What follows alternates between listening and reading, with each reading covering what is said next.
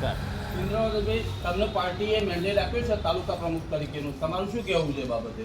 આગામી સમયે જે સ્થાનિક સ્વરાજ્યની ચૂંટણીઓ યોજાય, તાલુકા પંચાયત, જિલ્લા પંચાયત, નગરપાલિકા, મહાનગરપાલિકા, ભારતીય જનતા પાર્ટીએ મને જે મેન્ડેટ આપ્યો એ બદલ હું ભારતીય જનતા પાર્ટીનો ખૂબ જ હું આભાર માનું છું. હવે આવનાર સમયમાં તમારે કયા પડકાર રહેશે?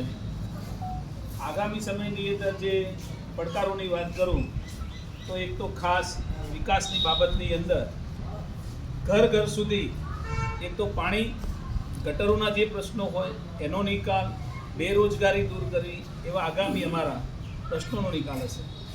વિસનગર તાલુકા પંચાયતના પ્રમુખ તરીકે વિસનગરમાં એવું કયું કામ કરવા માંગો છો કે જે યાદગાર રહે?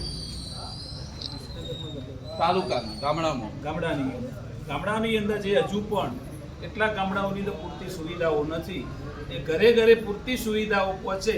ખાસ તો એક પાણીનો પ્રશ્ન અને ગટરોનો પ્રશ્ન અને સફાઈનો પ્રશ્ન છે. ભારત માતા કી જય. હું તો જમીન આવે ભાઈ તમે જમીન ખાઈ ના આવ્યો યાર.